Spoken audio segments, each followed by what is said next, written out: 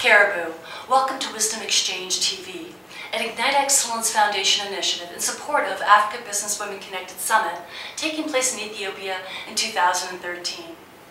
Wisdom Exchange is a resource to help African women learn, lead, and succeed in life, business, and community. It is a forum where women of all disciplines will be inspired from the achievements of African women in politics, business, philanthropy, and education. These are the women that are the change agents of African companies, communities, countries, and continent. They will inspire us to stretch our vision of what we can do and what we can be. New interviews and expert perspective blogs will be updated regularly with the insights of women leaders of today for tomorrow. Hello, my name is Suzanne F Stevens. I'm the president and founder of the Ignite Excellence Group of Initiatives and the host and the producer of Wisdom Exchange TV. As the founder of Ignite Excellence Foundation, the Foundation's mission is leadership, advocacy, and education. Our mission is to inspire, develop, and invest in women leaders in emerging countries. Matter of fact, I'm proud to share with you, for September 2011, we've offered 4 scholarships to prospective women leaders at a Kenyan university. As an inspirational speaker, a living coach, and a business leadership and sales trainer, I've had a great opportunity to work with women like the women we're about to interview today. We are in Nairobi, Kenya, at BSD Limited offices with our special guest, Eva Muraya. Eva Muraya is co-founder of Color Creations Group Limited, the first advertising and brand business to gain the Global Quality Management System Standards ISO 9001-2001 certification. Color Creations Group Limited also includes BSD Limited, a leading regional brand strategy and design agency, and the Color Creations Trust, under which the Building Entrepreneurs campaign, a social multi-level retail merchandising business targeting skilled, unemployed Kenyan youth, operates. Eva has been recognized in both her community and internationally for her business innovation and leadership. Let's welcome Eva Muraya. It is great to finally meet you because you're one of the first women I actually reached out to when this project started in May 2011. So thanks for agreeing to the interview on Wisdom Exchange. Thank you very much for having me. Now, it's my understanding that you moved from the corporate world to the entrepreneurial world. Yes. What was the catalyst for doing that? Oh well, at the time, a combination of factors. In my career, I had a very, very successful corporate career, and I began to feel like I had gotten to the glass ceiling. Having been married to an entrepreneur, there was always the possibility that I may be ready to get into my own business. And an opportunity presented itself pretty quickly in 2001 for me to invest in a business that was to produce branded material. And with my corporate communications and brand communications background, it was a natural fit. So one thing led to another, and I, together with a partner, set up Color Creations Limited. Wonderful. Now, what would you say is the most rewarding part of being an entrepreneur? Oh wow, so many moments, I think, but by and large, I think it stretches you. The opportunity for your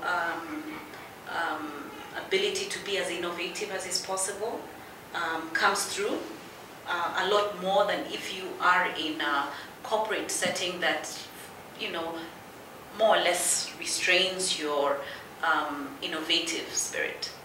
The other is to see that your investment and your energy can transform, socioeconomically transform lives through the people that you employ. The opportunity to manage them in ways that will be fulfilling even for them. I think that has been quite a motivation. And then, you know, you can be smart about the investment you're making and drive it to a point that you get a fair reward as an individual. So you know, there's been many opportunities. But I think one of the ones that I think has been especially special in the journey, more so in my later years, is to find that people have learned something from my courage to venture out in business, and that has in many ways been an inspiration to many young entrepreneurs. And probably one of the reasons you agreed to do Wisdom Exchange TV, which is really the goal of this, is to inspire. Yes, absolutely. I completely agreed with what Wisdom TV stands for, what your purpose is. It's very, very well aligned with what I believe in, and I think that this is a commendable thing that you're doing. Well, thank you. So as an entrepreneur myself, I know there's a lot of advantages, but there are disadvantages. True. What are some of the challenges that you've found as being an entrepreneur? Well, the landscape in Kenya, to be fair, has changed. In the last 10 years, things have really changed. When I was beginning out on my own, there were very, very special challenges, perhaps even more so because of me being a woman in enterprise. Access to credit was a huge one. The landscape has changed significantly since. It's still not ideal, but there's a lot more sources. There are many more sources of credit than there were when I was starting out. Access to technical skills was also something that was real at the time. Access to market information. There weren't very, very clear forums where SMEs such as myself could go and gain market insights to benefit themselves at affordable fees. Then, of course, there were always the cultural prejudices that you know, would probably show up in the earlier years of my life as an entrepreneur. But then that landscape since been very improved. Our government has done a lot to begin to entrench policies and regulations and structures that will respond to younger entrepreneurs. But then I think there are other special challenges that have been very real for me in the last 2-3 years, like the recent global recession, where if you have never been through that kind of a tide before as an entrepreneur, you could be caught completely off guard and not quite know how do you therefore prepare for recession or respond to a recession when you're in the middle of one. So it's been a very interesting learning curve for me. I'm better for the experience, for sure. So yes, there have been some challenges. As a woman in business, managing business and family, probably nobody ever prepared you enough to know that it is extremely difficult. Because when you begin your business, you're pretty much everything to everyone within the business. You're the manager, you're the messenger, you're the finance manager, etc., etc. And whilst you give yourself completely onto the assignment, you also must make sure you're not compromising the management of your family. So finding a work-life balance as an entrepreneur, especially as a woman, for me has had its learning curve. Now, the recession hit us all, and being somebody personally in the training and development business, it was tough getting through it. We did. I was happy to get through it, so I know exactly what you're talking about. When you say you had to respond to it, can you think of something that you did differently as a result of the slowdown, and how did it change or impact your business? Yes, that's a good question, because we were completely ill-prepared for it. I could own up to that. But whilst we were going through it, some of the learnings, even as I went online to just look at how were people adjusting to it, reading in the news, etc., it was a very profound revelation for me that many of the world's top 100 brands somehow successfully navigated through the recession. Very, very little changed in many of those brands. And it began for me a conversation. Is the African entrepreneur aware of the place of brand, therefore? And should another recession come to us, how can we insulate ourselves through it or against it. And there presented a unique opportunity for me to study and to put together learnings of how businesses that are not addressing the pertinent principles of brand building have a poorer chance of survival through a recession than if we invested in brand building even during the good times. And that conversation in my head and the opportunity crafted an opportunity for us to set up a training division within our new business, Brand Strategy and Design Limited, to offer trainings for people to understand that brand is such a critical component of business that in fact it is the business of business. Mm-hmm. So at BSD, we talk about brand being the business of business. Just because the recession presented for me unique learnings, and you know, you can look it up. Some of the best brands hardly were shaken. Of course, everybody felt it, but you will find that there was such resilience, there was such resonance with some of the top brands, something that didn't happen overnight, but something that they attributed to the brand building principles and metrics that had become institutionalized in their organizations.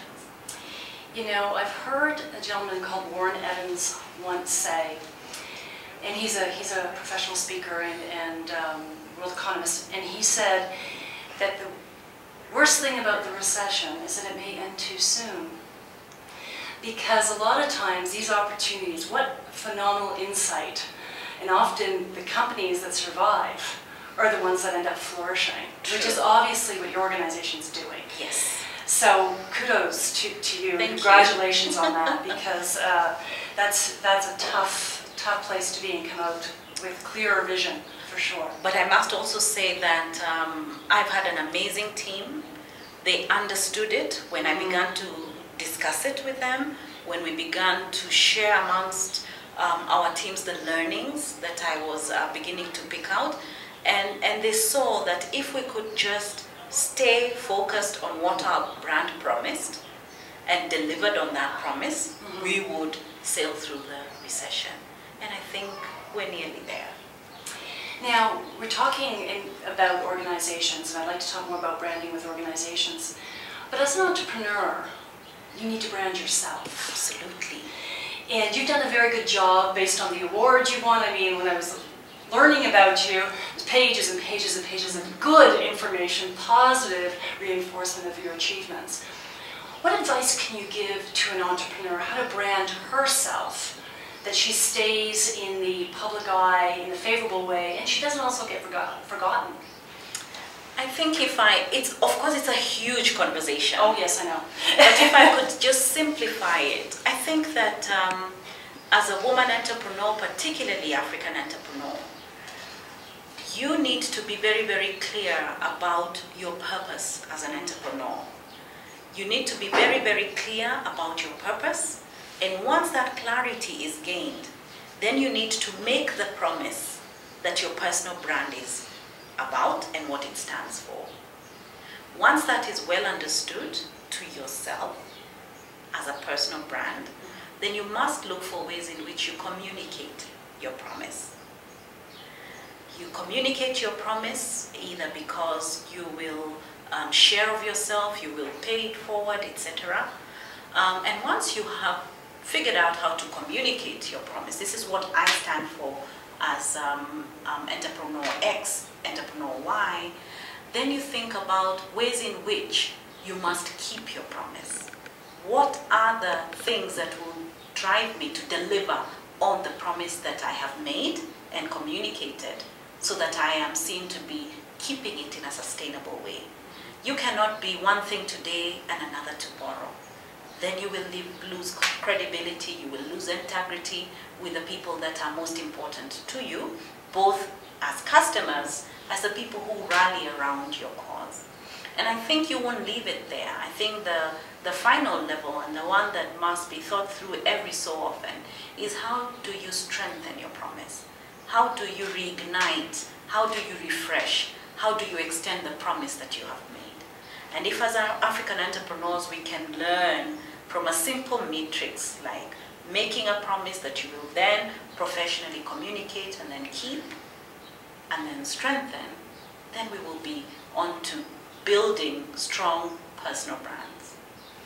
Now, and that's for an entrepreneur. Now, I'm curious, how important do you think, if you are a woman or a person for that matter, that's working in an organization, how important do you think it is for them to build their brand within that organization?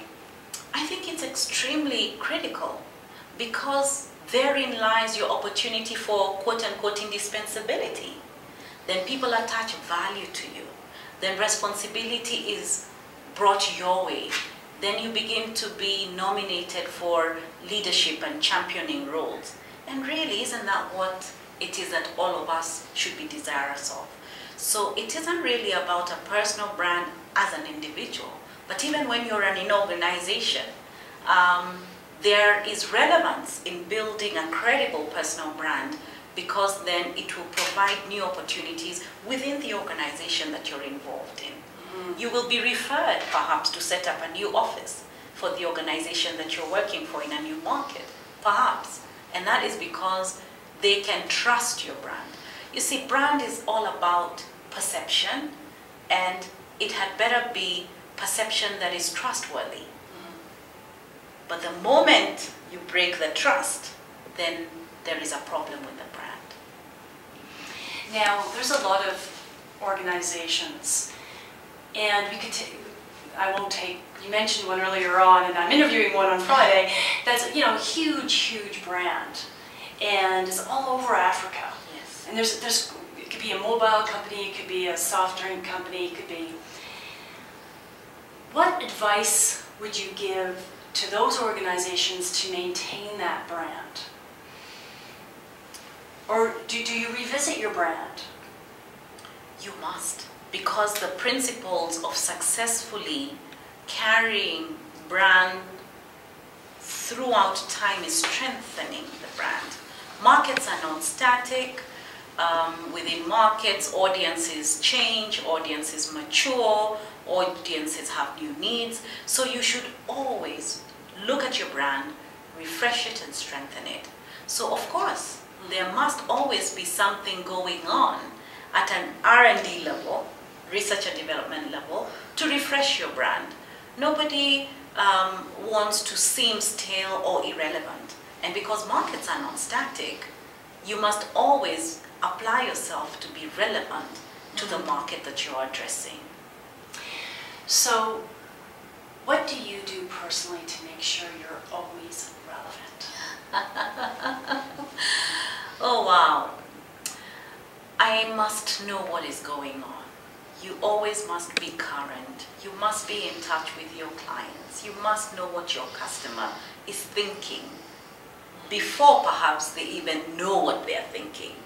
Try and stay ahead of your client in terms of what they may be aspiring for. So I make it my business to know, and there are various ways in which we can know. Today we have the privilege, unlike the generation before us, of the internet. Mm-hmm. So I don't see how anybody today cannot know what is going on. And then once you know, and once I know, then I begin to see how can my skill set, how can my competency, how can my strengths become relevant to the opportunity that this knowledge, this information presented before me can work out. And then I will make sure that I communicate that my strengths, my competencies, my skill set can respond to the gaps that are available based on the information that has been drawn, the insights that I have gathered. And every so often just making sure that I am going back to school and staying in touch with what's new. You can never know everything, so you always must seek 2, 3, 4 odd opinions and you know, cocktail that and arrive at the best. So that's how I try and make sure that I am remaining relevant. Which is wonderful. And The reality is, you can't always be at the top of your game. That is true. You know, wouldn't that be great? Have you ever implemented an initiative or a project that just didn't work? Well, I think that there have been many of those. My problem is now which of the ones. I won't really say, there's a project that is very, very close to my heart. And this is the Building Entrepreneurs Initiative that Color Creations launched, and BSD had developed the brand. And because of the recent recession, we had to hold on to it because we are looking for new funding to enable this initiative run. But of course, there have been many opportunities that have probably had to be side-set because resources were not as available, or because we were probably ahead of our time. Yeah, those situations have, of course, presented themselves. And what I'm trying to get at is, with that, you know, what learning what would you do differently now, knowing what you've learned? I think that the key learnings would include being patient and not giving up and not second-guessing yourself, and thinking that because it didn't work now, it would never work. Okay. The other one is learning perhaps to be better resourced as you launch an initiative like we had. So looking and addressing the pertinent issues around sufficient resources to run whatever the project or whatever the initiative. And I think the other one is to bring in as many partners as is possible, because the strength of collaboration is often underestimated. But collaborations in today's world, I think, is the way that many of our initiatives will be realized. Because if your core competency is A and someone else has a core competency B, you stay focused on your area of expertise, but you collaborate because perhaps the initiative needs a good complement of various competencies. So there have been those interesting learnings. You know, collaboration is such an important thing, and it's interesting. I'm hearing that a lot, is collaborating, and it's very Kenyan anyway. Yes. Is that mindset of collaborating? It's actually very African. I would say African, Yes. but I haven't interviewed outside Kenya. Oh well, yet. you'll find So it there. I wanted to be Very Kenyan. very careful. But I can see it being very Yes. African as Yes. collaboration. If you are an entrepreneur and you want to collaborate, and to your point about you're an expert at one thing and I'm an expert at another thing, do you have any advice on how to find the right people to collaborate with? Yeah, that's an excellent question. And I think many times we probably are too hasty in identifying partners, and then along the way you realize, oops, maybe I shouldn't have. I think the critical one is to look for people who are like-minded, who share your vision absolutely, who find a commonality in the vision that is presented. The other one is that you share a value system, that if your style and process is very, very close to the partner, that begins to sound like a very good yardstick to say, yes, come and let's collaborate. And I think when I say that your value system is similar, it is because you all agree that perhaps it's not going to be a quick fix. Perhaps we will need to be patient about this process, that we will be respectful, as basic as that we will run a partnership based on integrity, that we will, those things need to be discussed very early on, especially if the entrepreneur holds these values dear. Because it is often the case where you will probably assume that your partner who you are proposing a collaboration with shares your value system, and much later in the process do you realize actually they didn't. And this is why sometimes the power of collaboration is then compromised. So have a commonality of vision and have a commonality of value system, and then apply the right work ethic. And I think the work ethic piece, I just want to talk a little bit about that, because this is just an observation. There's a lot of people that have great vision. Yes. And there's all this passion, and that is one thing is also very African, is this passion and commitment to their vision. But a lot of times, and I'm curious on your perception of this, there's that experience of excitement. We have the same value system, we want the same thing. It's the execution part of it that may not come as quickly.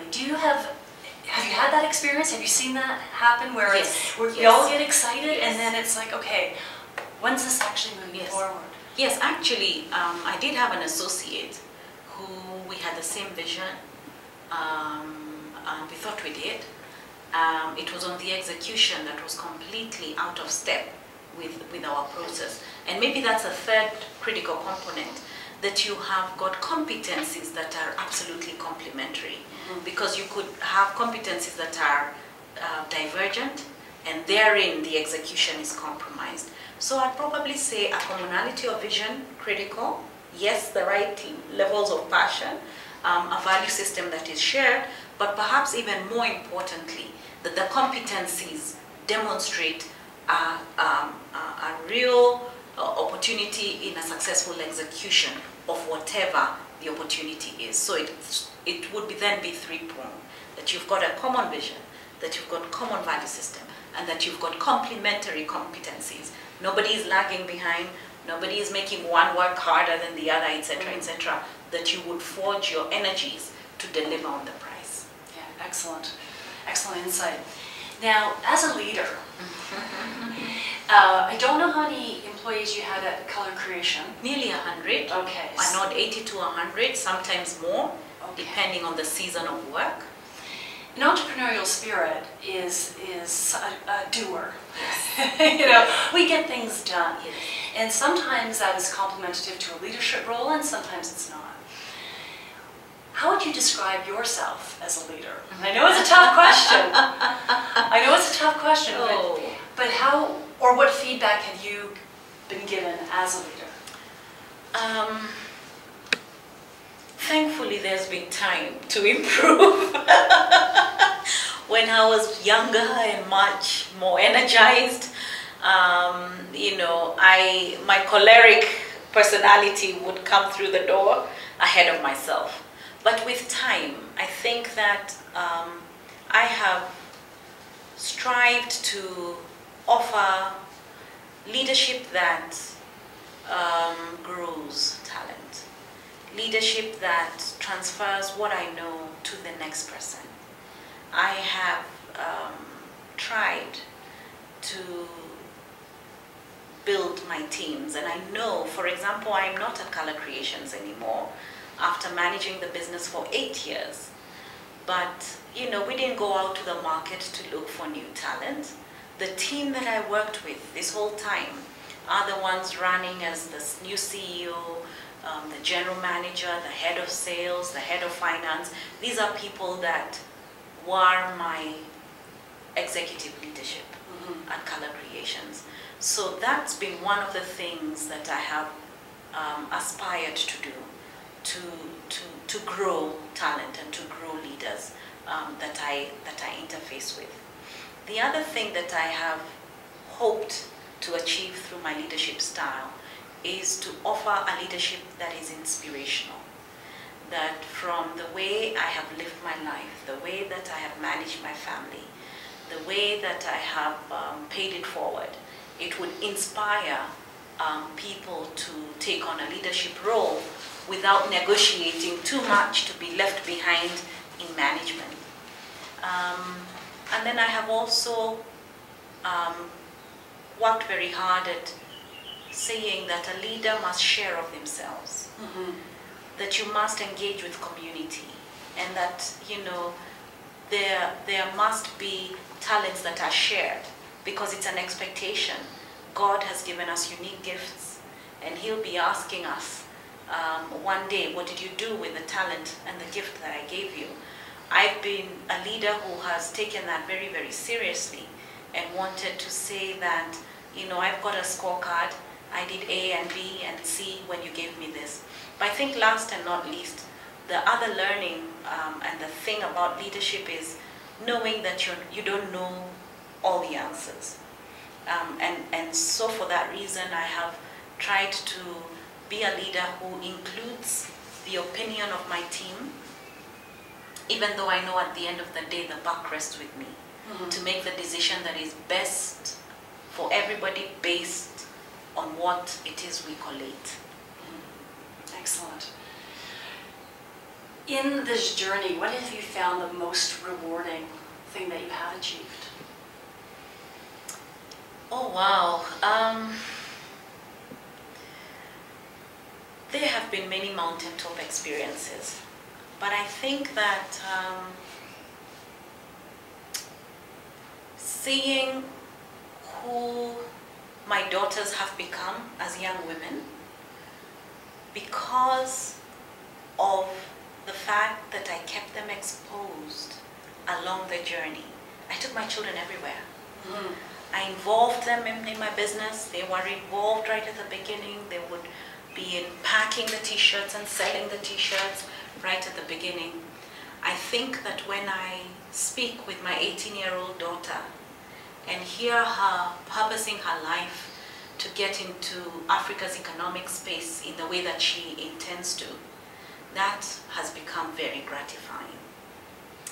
But then when I look at some of the initiatives that I've been involved in, initiatives like the Zawadi Africa Education Fund that I chair, which looks at awarding scholarship programs to some of the best universities and colleges in the world to disadvantaged girls from different African continents, seeing them gain these scholarships and go into the universities and become amazingly transformed.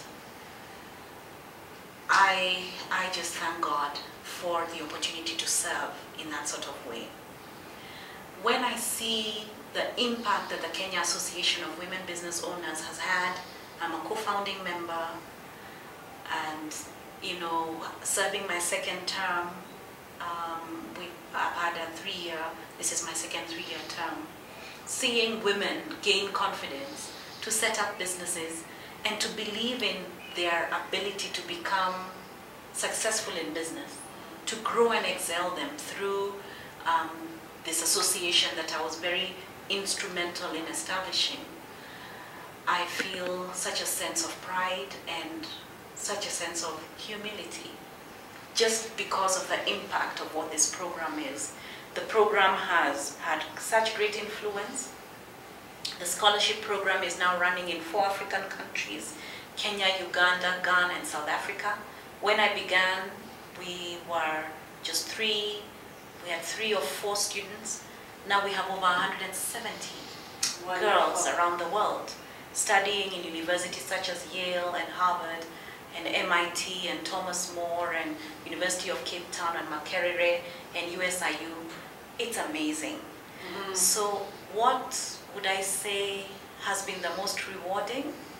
A cocktail of emotions, where my life in a very small way has had such transformational impact on women in this continent.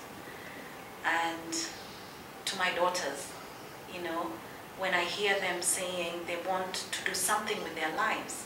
When I was 18, it wasn't as clear to me as it is for my 18-year-old now and my 14-year-old. So I think that a combination of all that really is what gives me such fulfillment. When I see people who have passed either through Color Creations or BSD going on to take on new roles as captains of industry, I feel very proud. And I feel that, in a little kind of way, we have made our contribution. And it was interesting when you answered that, and I often believe the order in which we answer things isn't the order in which we feel those things.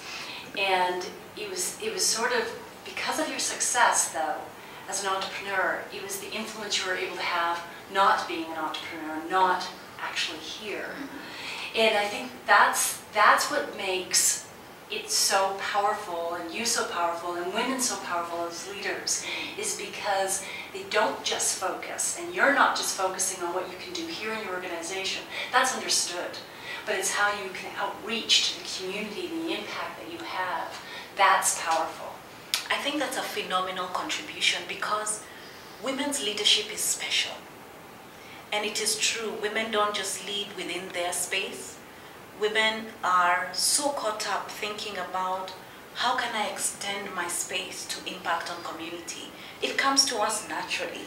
And this is why I was right at the forefront, campaigning hard for the new constitutional dispensation that Kenya passed last year, because that particular constitution gave so much more opportunity for women's engagement in leadership, and engagement in a way that we had not been included in the discussion at the table.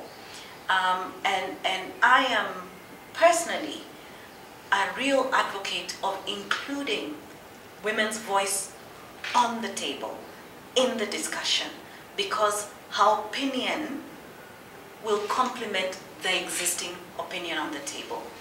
We have a special approach to leadership. The gifts that are ours, by virtue of being women, should be embraced by society in totality. So when you exclude the women's involvement in leadership, I think that we are denying our communities and our societies a holistic and wholesome experience of leadership at its epitome. There's something that I have noticed, and coming from Canada, and then being a woman, no matter where you are in the world, women bring something different to the table. But there is something uniquely different about an African woman that I have noticed. Okay. And part of that is, it's your duty. Yes. It's your obligation, yes, as a successful businesswoman, yes, to be bigger than yourself, be more influenced than yourself. And which is why I love working with women like you. You know, during that journey, you must have done something that made you uncomfortable. So I call this my edginess segment. Yes, it is a Suzanne F Stevens made-up word, but edginess is that place where you are, where you're uncomfortable, but you have to do that uncomfortable thing in order to achieve what you have achieved. What is it for you that you've done that you've been uncomfortable, but has allowed you the success that you have? Let me first say thank you on behalf of the African women, because you've paid such a special compliment to the fact that we are very duty-bound and feel extremely obligated in our style of leadership. I've been to many parts of Africa, and I can confirm that that is not something that's unique to a Kenyan woman, but indeed it is the way that women on the continent approach it.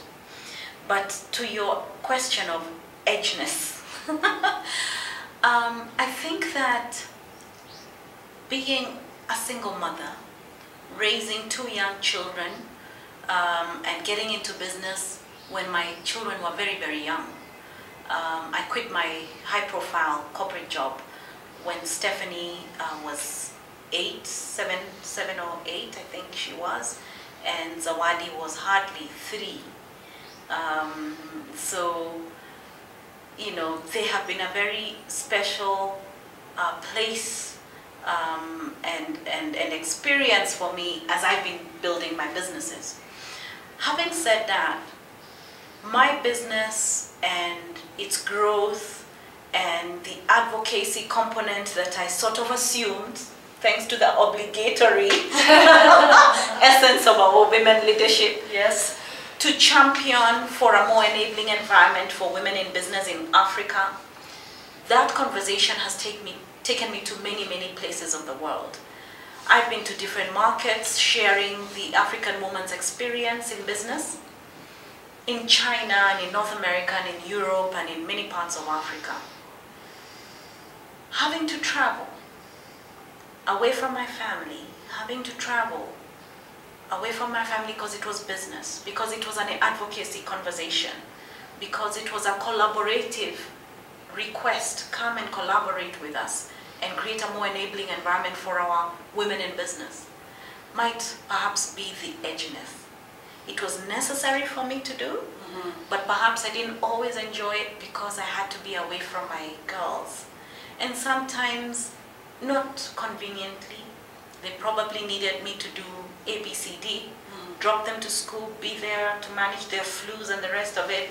But sometimes the call of duty sort of overrode the fact that I needed to be home and be a mom. So maybe I would say traveling. Have I gotten used to being away? Not quite.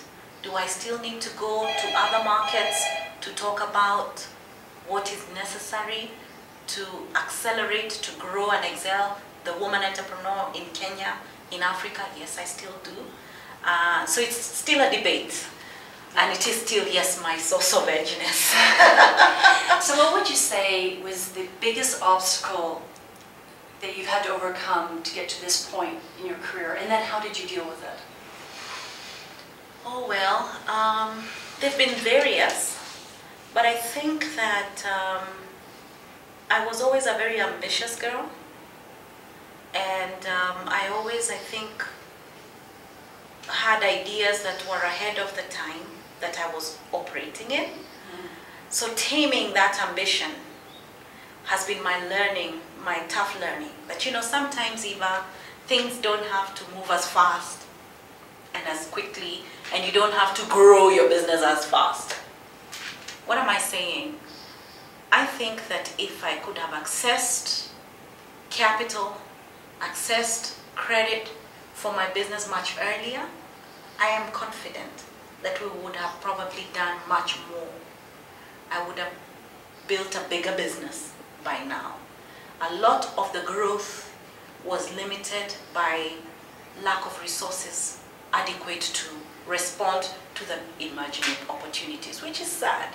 Could you have done anything about that, though? You see, I am a beneficiary of two seasons as an entrepreneur. I started my business before the second liberation in Kenya and continued into the second liberation.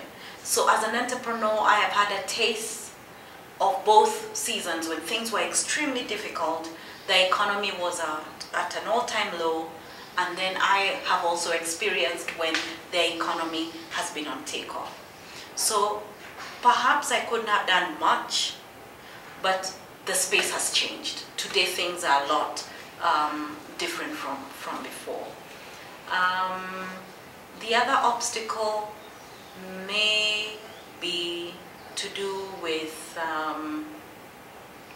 technical skills, just finding the special talent necessary to engage on a brand building based conversation in order to propel this business to grow much faster.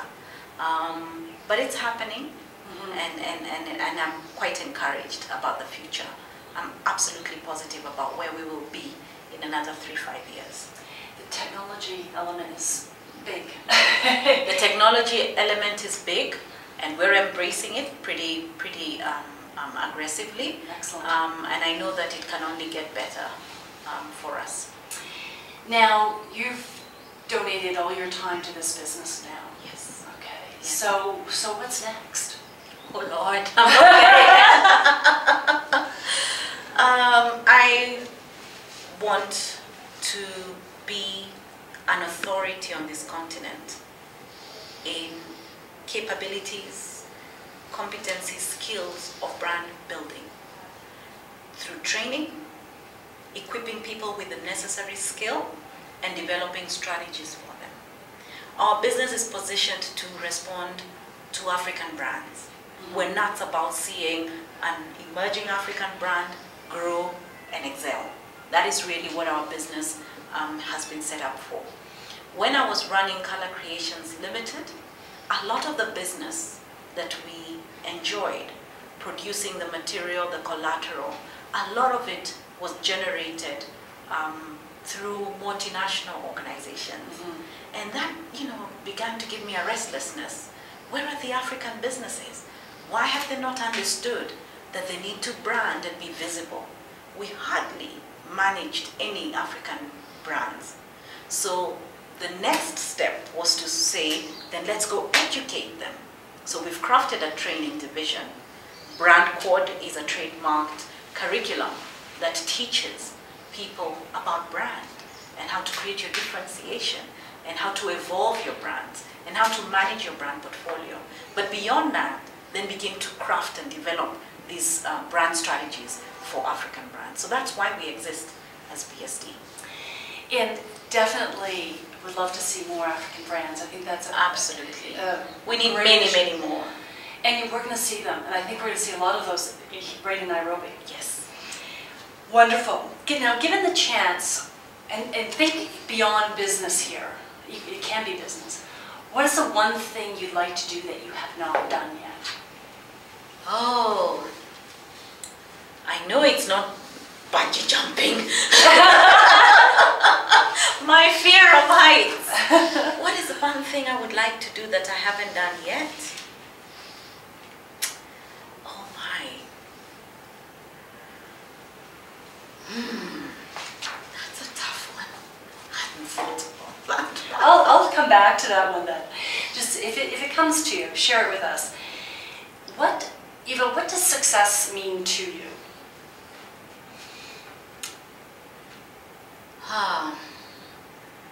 I know that sometimes I say this and people think I've lost my mind.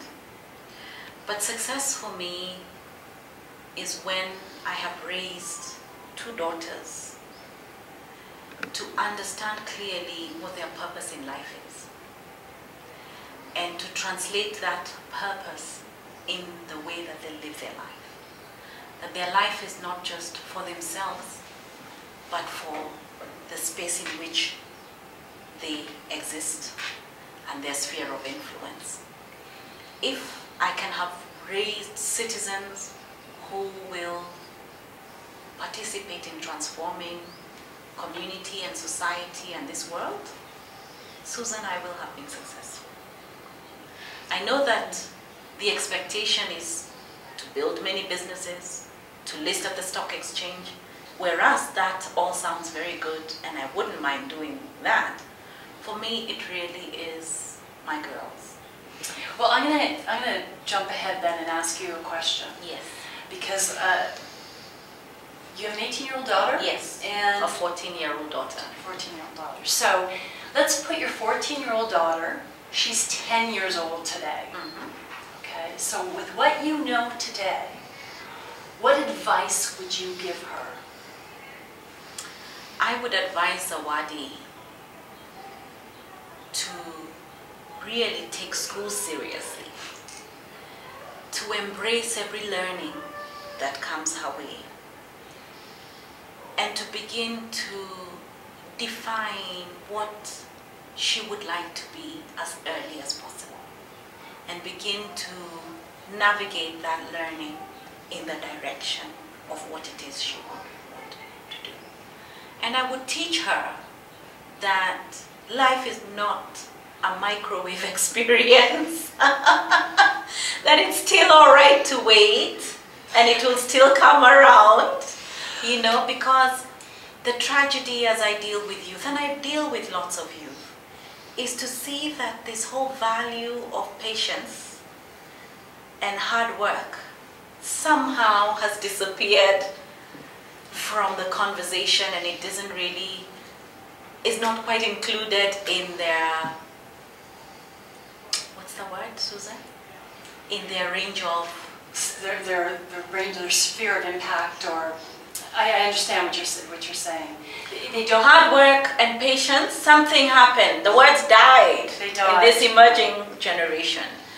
So I would say to my daughter, it's all right to wait. Mm-hmm. It will come around as long as you work hard, smart towards it. And that school is very important. Mm-hmm. Take it seriously, because it will get you to where it is that you want to go. What is one thing you wish you were told at that age?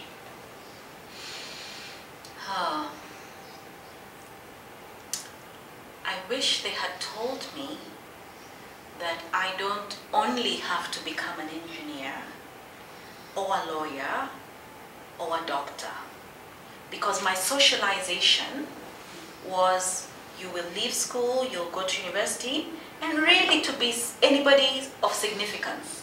These are the three things that you must aspire to be.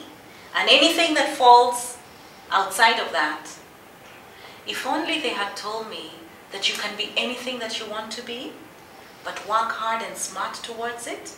And if only they had identified my talent and skill and navigated me in the direction that I was beginning to present promise, and not box me into believing that the only thing I could ever be was a lawyer. With all due respect to the lawyers, I think it's a phenomenal profession. My daughter would like to become a lawyer. But you know, they could also have told me I could become a brand strategist, and that the personality that I was presenting and my disposition was absolutely well suited to become a brand strategist and a trainer in brand. Excellent advice. At least your parents didn't say you could be a teacher. Because most people have been told that's... As a matter of fact, they did. Oh, okay. They said you could be a teacher, you could be a nurse. I was socialized in a family that was very professional. You know, you became a teacher, you became a civil servant, and that was absolutely glorified. My parents' generation, nearly all of them, you know, just wanted to work for government of Kenya. And in fact, when I quit my high-flying corporate job to set up my own business, my family just couldn't understand it. They were not disrespectful, but I don't remember anybody who, you know, celebrated at the decision for me to set up my own business. So you see, there has to be a shift in mindset, and this is why I would tell my daughter she can be anything she wants to be, but she must take school seriously. This continent still needs very well-educated people. Watch this video. Just 3 more questions to round us up. How do you define leadership, Eva?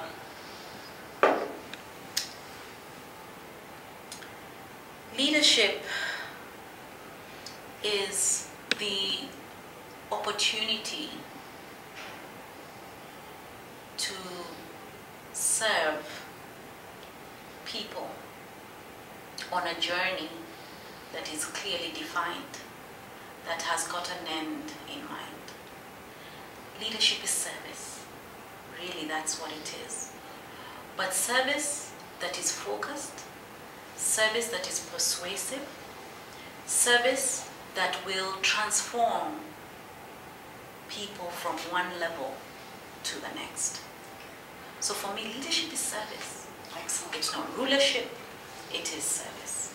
So with that, I'm going to just take you through our leadership lesson segment. And as a leader, what do you find are the 3 most powerful pieces of advice that you can give to another woman or leader that's heading up a project, team, or initiative? That each one of us has opportunity to lead, especially women. You don't need to be at the forefront there to be defined a leader. You are a leader if you are raising children, if you are running a home, if you are an elder sister, if you are an elder aunt. You are a leader. And once we understand that leadership is not rulership, and there is a bit of clutter, especially on this continent, where we have been socialized to believe that leadership is rulership. When we have understood that leadership is service, then I think that we all can find our spaces of service and in turn experience the very special gift of leading with purpose. It needs to be purposeful, not service for just service, but service that is seeking to move one level to the next. Great. Which almost ties, perhaps, into words of wisdom for African women. Just what words of wisdom do you have to share with African women in their pursuit of, be it purpose or living? I think that what is something that each and every African woman must remember is that we were all designed for success. None of us, irrespective of background, irrespective of where you have been born on this continent, you were designed for success. And you must wake up every single morning and look yourself in the mirror and tell yourself that this is me, I was designed for success, and therefore, irrespective of the circumstance that I am currently in, success is right down my aisle. And that we have, each one of us has what it takes to find that opportunity to succeed from the opportunity that you currently are at to the next. And that we have been gifted as African women. We have got virtues that are beautiful. We are creative, we are respectful, we have amazing cultural diversity, and we must use all this to find that opportunity to retrieve the success that we were designed for.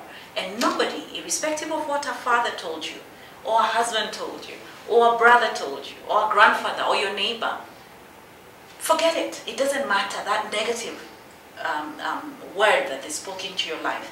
Just tell yourself that you were designed for success. And therein lies the key to unlock to a beautiful future. Very, very well said, but no surprise, Eva. Thank you. That's wonderful words of advice for African women, women in general, and men in general as well. So much appreciated. Thank you. My name is Suzanne F Stevens, and I'm co-producing Wisdom Exchange TV with my husband Michael K. Ginnerig, who we are traveling throughout Africa, interviewing women just like Eva, who have insight, strategy, tactics to success. If you know a woman that we should interview, we're off to Rwanda, Ethiopia, and Uganda over the next couple months. Please send the name to us and what they've achieved to info@wisdomexchangetv.com. While you're on there recommending somebody, also subscribe. It's free to subscribe to Wisdom Exchange TV. But when you subscribe, we'll let you know when the next program airs so you don't miss one of the insights. We're always bringing different women to the table. Today we have brought a brand expert, a leader, a success. Last week we brought somebody in microfinance. You'll hear and learn, and these women are the trailblazers. So they'll help us not make the mistakes that they made and give us the insight to be successful for our future. So my name is Suzanne F Stevens, and I want to leave you with my words of wisdom. If you want to create something magnificent, start with nothing and don't stop, and the possibilities will be endless. Thank you for joining us.